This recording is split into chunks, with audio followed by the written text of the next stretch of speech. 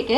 So পুরোটাই challenging ছিল, specially মানে অ্যাকশনটা তো আমরা অনেকবারই বলেছি অ্যাকশনগুলোর কথা যে এটা চ্যালেঞ্জিং ছিল, বাট পুরো স্টোরিটা নিজের মধ্যে ধারণ করা, ক্যারেক্টারটা নিজের মধ্যে ধারণ করা খুবই চ্যালেঞ্জিং ছিল। বাট আশা করি দর্শকদের পুরো গল্পটা ভালো লাগবে এবং আমাদের চ্যালেঞ্জটা সার্থক হবে।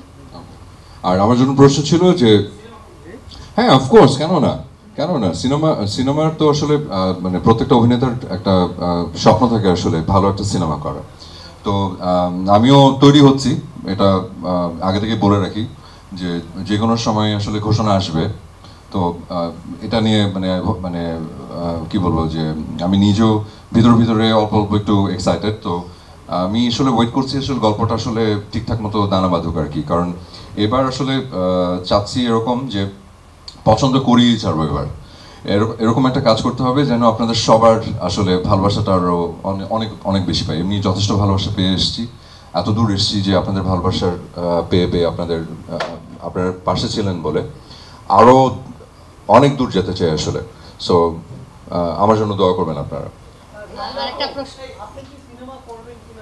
ভাই আমরা গোলাম মামুন নিয়ে প্রশ্ন করলে আমি বুঝিনি ভাই আপনার প্রশ্ন। ও আপুকে জিজ্ঞেস করছেন উপর আস্থা রাখা, বিশ্বাস রাখা আমার এন্টার টিমের উপরে এবং হইচইয়ের উপরে আমার ওই আস্থাটা ছিল, আমার রাইটিং টিমের উপরে ছিল। তো আমি যেহেতু একজন অ্যাক্টর, আমি কিন্তু ডিরেক্টরস আর্টিস্ট।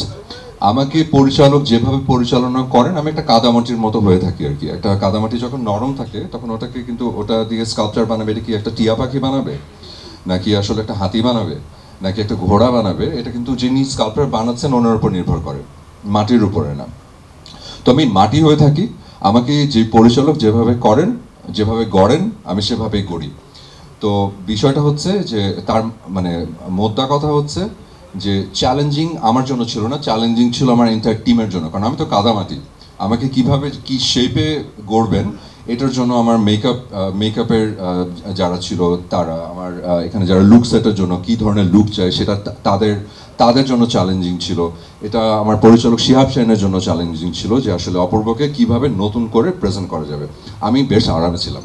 না বাট আমি তারপরেও একটু ইন্টারাপ্ট করব, ভাইয়া অনেক হাম্বল হচ্ছে, কিন্তু ভাইয়া অ্যাকচুয়ালি পুরো শুটিংয়ে যেই পরিমাণ কষ্ট করেছে বা যে পরিমাণ ডেডিকেশন দিয়েছে, আমরা তো জাস্ট একটা গ্লিমস এখানে দেখলাম।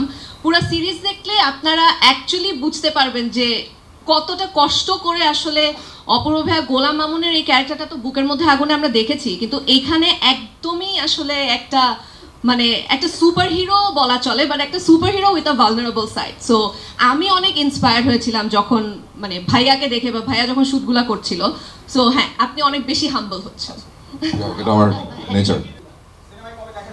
ভাইয়া তো অলরেডি বললো যে প্রত্যেকটা অ্যাক্টরের আসলে সিনেমা একটা স্বপ্ন থাকে।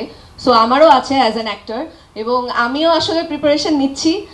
হয়তো খুব শীঘ্রই আপনাদের সাথে কোনো একটা নিউজ শেয়ার করব।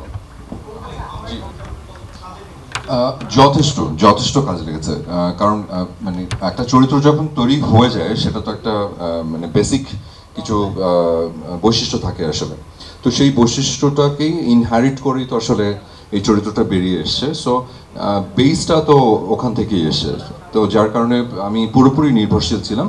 এখানে সিচুয়েশনটা ডিফারেন্ট, আরও অনেক বড় অনেক একটা ঘটনার সাথে আসলে গোলাম মামুন জড়িয়ে যায়, যার কারণে ওর কি বলবো ও যে ভার্নারেবল থাকে ও সেটার অনেকাংশে এই সিরিজটাতে আর একটু বেশিভাবে মানে মানে প্রকটভাবে দেখা যায় আর কি। তো বেসটা আগেরটাই, বেসটা ওখান থেকে এসছে। ব্যক্তি অপূর্ব আর অভিনেতা অপূর্ব আর হ্যাঁ প্রশ্ন। তো দুটো মিশেলে যদি গোলাম মামুন তৈরি হয় তাহলে গোলাম মামুন আবার গোলাম মামুনকে উতরাবে কিভাবে? আমি আসলে খুবই কনফিউজ। হ্যাঁ, মানুষ আমাকে যত বেশি ভালোবাসবে আসলে আমি তো আসলে মনে করবো আমি ব্লেসড। তো আমি এটাই মনে করি প্রতিনিয়ত, আসলে এটাই ভাবি যে আসলে এত মানুষের ভালোবাসা পাই, আসলে আমি এত ভালোবাসা পাওয়ার আসলে যোগ্য কিনা। আমি আসলেই অনেক ভাবি যে আমি মানে অনেক লাকি আসলে, এবং উপরওয়ালার কাছে আমি অনেক কৃতজ্ঞ যে আমি জানি না আমি কি করি, আমি জানি না, আমি চেষ্টা করি, আমি ভালো থাকার চেষ্টা করি, ভালো কাজ উপর দেওয়ার চেষ্টা করি, সবসময় ভালো কিছু করারই চেষ্টা করি। অনেক সময় ভুল ত্রুটি হয়ে যায়, অনেক সময় মানুষ তো আসলে কোনো মানুষই ভুলের ঊর্ধ্বে না, কোনো মানুষই পারফেক্ট না। কিন্তু তারপরও যে এত মানুষের ভালোবাসা পাই এটাতে আমি সবসময় আনন্দিত থাকি, এবং এটা আমার সব থেকে বড় শক্তি। এবং সেটা শুধু বাংলাদেশে নয়, সেটা আমার পাশের দেশে ভারত থেকেও, যখন ভারতের আমার অনেক ভক্ত আছেন এবং আরও অন্যান্য অনেক জায়গায় আছে। আমি গতবার যখন দুবাইতে গেছিলাম, ওখানে পাকিস্তানি কিছু ভক্তর সাথে আমার দেখা হয়েছে। ওনারাও, আমি জানি না কিভাবে বাংলাদেশের ওনার নাটক দেখতে পেয়েছে, কথা বলার সুযোগ হয়নি অতটা, খালি যে সেলফি টেলফি তোলা হয়েছিল। তো এগুলো আসলে যেটা হয় কি, আমি খুব ইন্সপায়ার্ড হই। যতবার ক্লান্ত হয়ে যাই, যতবার মনে হয় যে ইনাফ, অনেক হয়ে গেছে, আর এবার একটু থামি, আবার মানে পরে একটু রয়েস হয়ে তারপর আবার শুরু করব, ততবার মানুষের ভালোবাসা পেয়ে মনে হয় যে ওকে হ্যাভ টু রান, এখনই থামা যাবে না, সেটা আরো অনেক দূর যেতে হবে। সো এটা আমার অনেক বড় শক্তি, আমার অনেক বড় আনন্দ, এবং এটা নিয়ে আমি বেঁচে থাকি। Thank you. সাবিলা আপুর জন্য কারোর কোনো প্রশ্ন আছে কিনা? আমরা সাবিলা আপুর জন্য কিছু প্রশ্ন নিতে চাই। সেটের একটা মজার ঘটনা, তাহলে আমরা আগে সাবিলা আপুর কাছ থেকে শুনতে চাই। সেটে আসলে কোনো মজার ঘটনা নাই, পুরা সিরিজটাই খুবই সিরিয়াস এবং আমরা শুটও করছি খুবই সিরিয়াস ভাবে। সো আমার মনে হয় না আমাদের কোনো কাস্টেরই খুব মজার কোনো ঘটনা আছে, বাট অবশ্যই পুরো জার্নিটা খুব মেমোরেবল ছিল। হ্যাঁ, আমাদের আসলে শুরুই হয়েছিল হচ্ছে এই ট্রেনিংটা দিয়ে, এবং আমরা বেশ লম্বা সময় ট্রেনিং করেছি, এবং ট্রেনিংয়ের কারণে আসলে আপনারা তো জাস্ট একটা গ্লিমস দেখেছেন, এখানে আরও অনেক অ্যাকশন সিকোয়েন্স আছে। তবে আমার জন্য বিশেষ করে জিনিসটা কিছুটা কঠিন ছিল, কারণ আমি এর আগে কখনো এ ধরনের ক্যারেক্টার করিনি, বা এই ধরনের কোনো প্রিভিয়াস আমার এক্সপিরিয়েন্সও নাই। সো কঠিন ছিল। তবে আমাদের যিনি, না, ওকে দেখে মনে হয় না যে প্রিভিয়াস এক্সপেরিয়েন্স, উনি স্কুলে অনেক মারামারি টাইমারি করতেন নাকি? হ্যাঁ, বাট সেটা তো বলা যাবে না, তাই না? হ্যাঁ, ওটাই বুঝে গেছে, ওই এক্সপিরিয়েন্সে কাজে লাগিয়ে আসলে এখানে না, তবে আমাদেরকে বিশেষ করে আমাদের দুজনকে এবং বর্ষণ ভাই, আমাদের সবাইকে আসলে বিশেষভাবে সহযোগিতা, বা যিনি পুরো জিনিসটা কোরিওগ্রাফ করেছেন দীপক দা, ওনাকে একটা বিশেষভাবে থ্যাংক ইউ দিতে হয়, কারণ উনি একবারও আমাদেরকে মনে করতে দেননি যে আমরা জিনিসটাতে অতটা প্রফেশনাল না কিংবা নতুন করছি।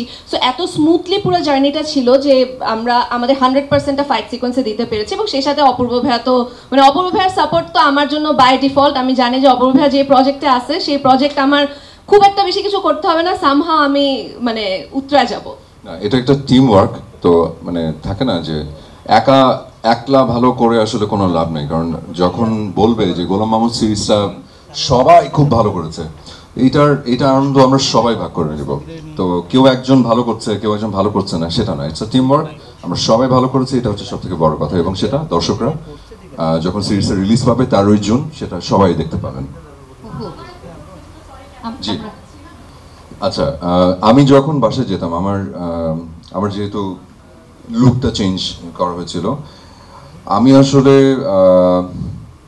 কি বলবো, এটা শুট করার আগে থেকেই, আরো প্রায়, আমি এবার ঈদে আসলে এই প্রজেক্টটা করার জন্য আসলে কোনো কাজ করিনি। তো শুট করার আগে থেকেই আসলে মানে যতবারই আয়নার সামনে দাঁড়াতাম, ততবারই আসলে মানে মনে হচ্ছে যে গোলাম মামুনই দাঁড়িয়ে আছে। সো আমার হাঁটা চলা সবকিছু, সো আয়নায় প্রতিনিয়ত আমি সে গোলাম মামুনকেই দেখতাম, এবং গোলাম মামুন শেষ করার পরে প্রথম যে কাজটা করেছি সেটা দাড়ি কেটে ফেলেছি, যাতে একটু অপূর্ব দেখতে পাই।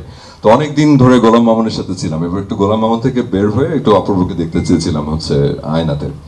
তো এটা হয়।